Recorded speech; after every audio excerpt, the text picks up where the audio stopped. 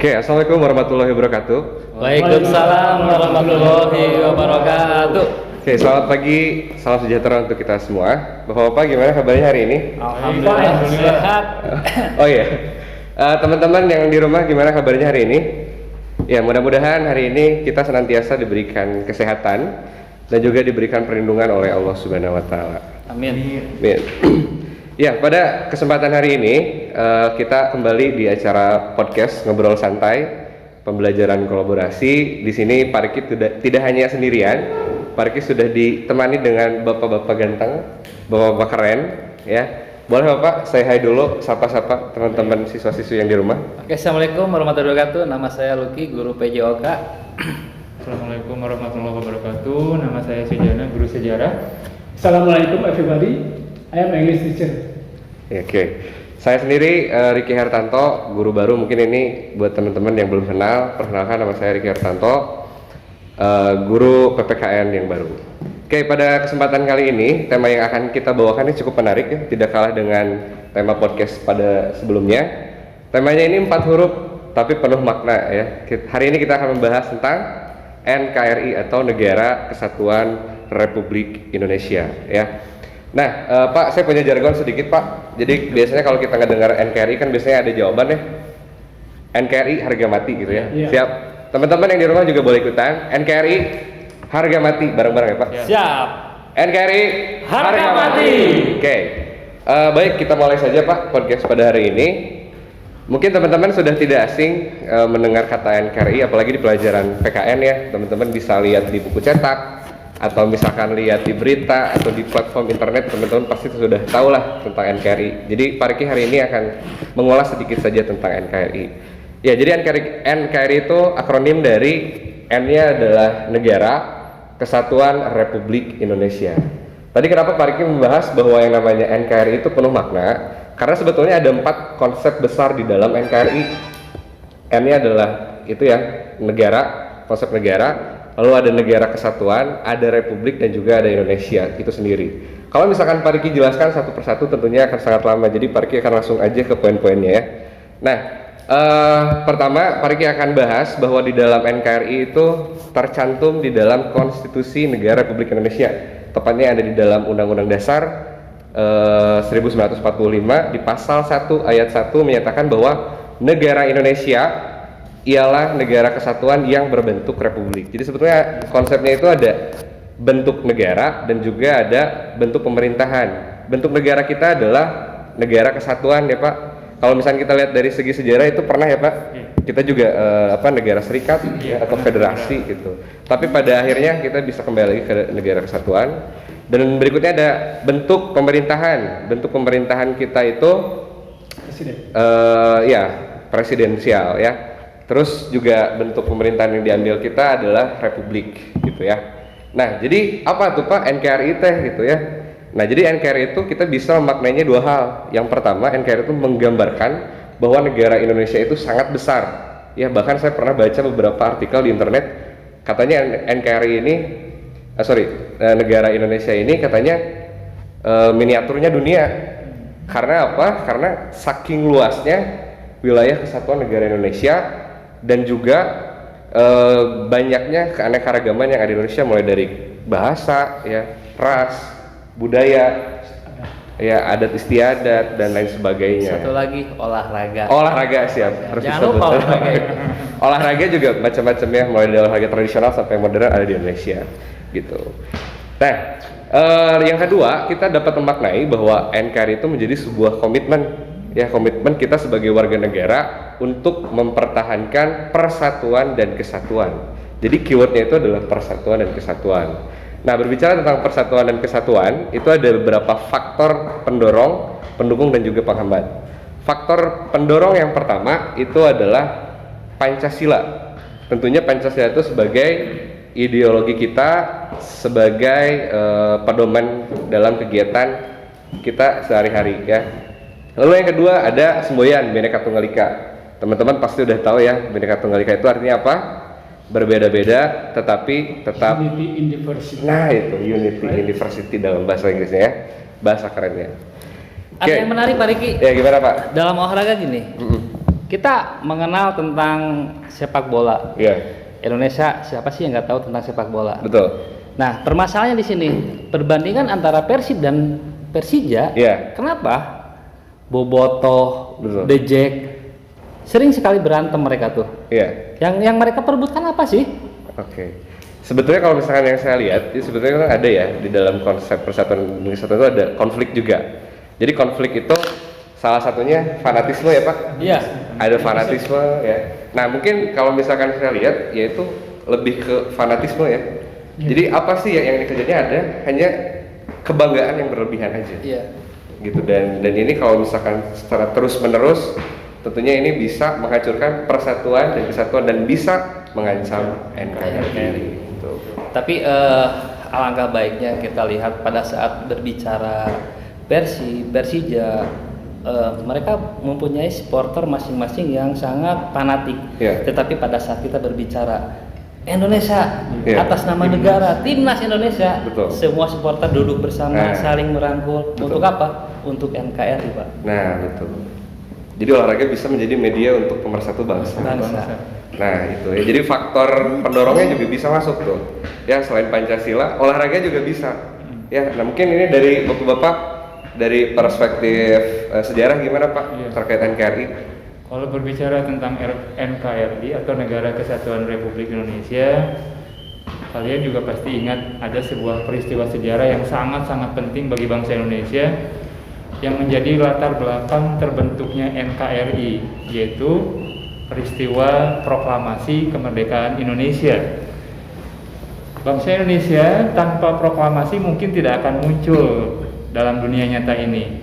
Mungkin bangsa Indonesia masih dijajah oleh bangsa asing. Tapi dengan adanya proklamasi kemerdekaan Indonesia tanggal berapa?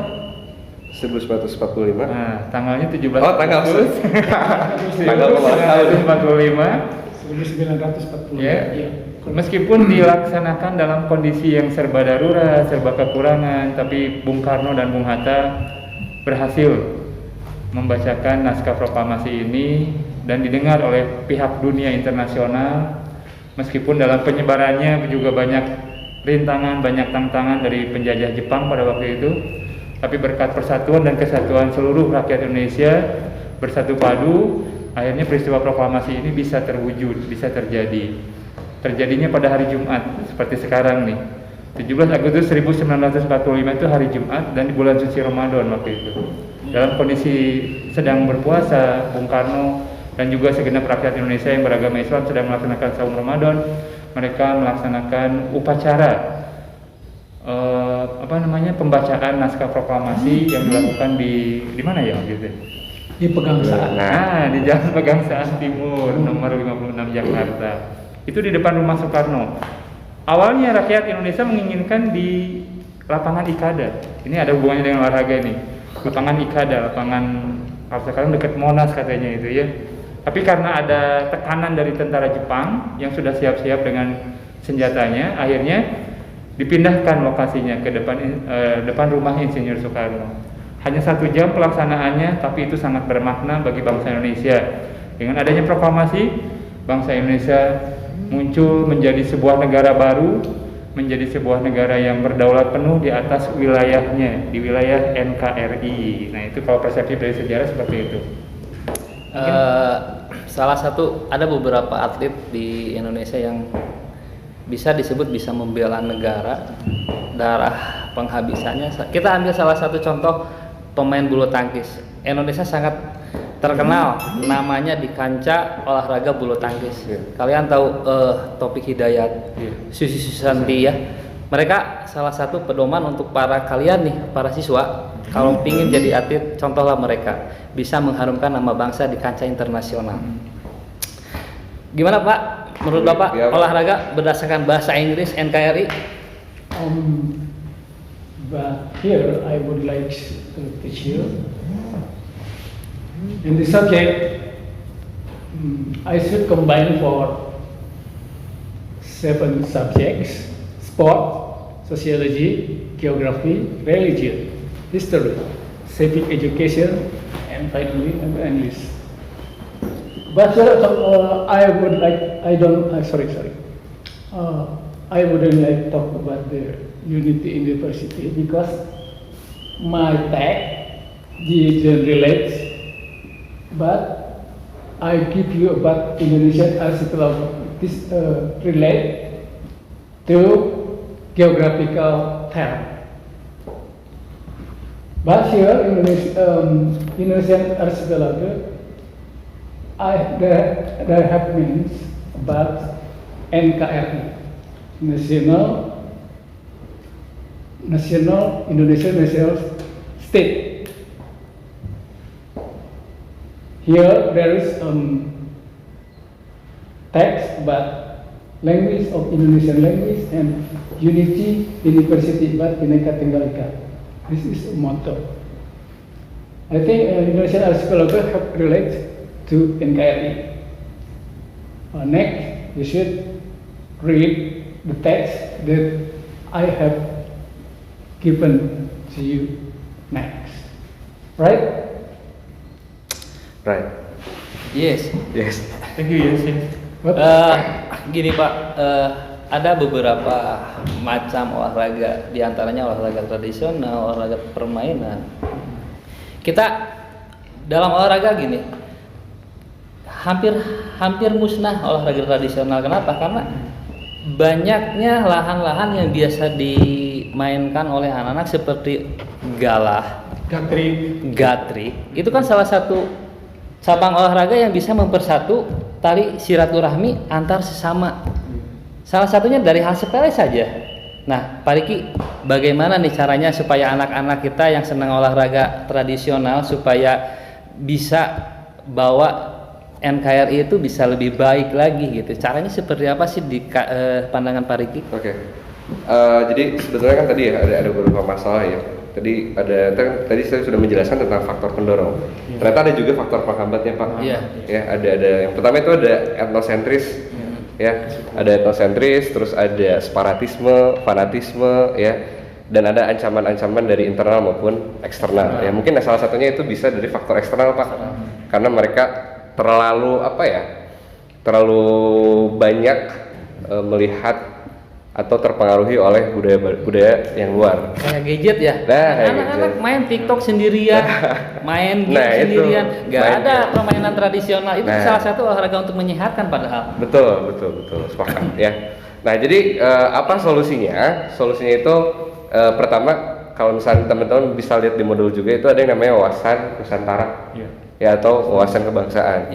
Nah, dalam wawasan Nusantara itu adalah wawasan itu kan pengetahuan ya, atau sudut pandang atau cara perspektif kita dalam memahami sesuatu. Nah, di sini adalah Nusantara itu menggambarkan bahwa Indonesia ya, menggambarkan Indonesia. Jadi bagaimana cara kita untuk mengenal Indonesia, mulai dari budaya-budayanya ya. Karena di dalam wawasan Nusantara itu ada 5, ada I, Polek, Sosbud, Hankam. Mulai dari ideologi ya, terus juga ada politik, terus ada ekonomi, ada sosial budaya yang tadi ya, ada sosial budaya, dan terakhir juga ada pertahanan dan keamanan ya. Jadi intinya kita harus mengenal dulu Indonesia mulai dari kebudayaan, kearifan lokal, karakteristik dan lain sebagainya. Baru nanti kita masuk ke konsep nasionalisme. Ya, kita bisa mencintai Indonesia. Pepatah mengatakan bahwa tak kenal maka tak sayang. Bagaimana kita ingin nasionalisme atau mencintai Indonesia, sedangkan kita tidak kenal Indonesia. Ya, jadi itu related ya, mulai dari NKRI, terus juga tadi ada wawasan Nusantara, dan nanti endingnya adalah nasionalisme. Ya, mungkin seperti itu dari Bapak. Ada yang mau ingin menambahkan lagi, Pak? Untuk anak-anak yang senang olahraga, jangan lupakan olahraga tradisional, jangan lupakan olahraga prestasi. Kenapa? Karena dengan olahraga kalian bisa sehat jasmani dan rohani, dan bisa mempersatu bangsa, dan bisa membawa nama negara Indonesia di kancah internasional. Hidup NKRI. Assalamualaikum warahmatullahi wabarakatuh. Waalaikumsalam warahmatullahi wabarakatuh.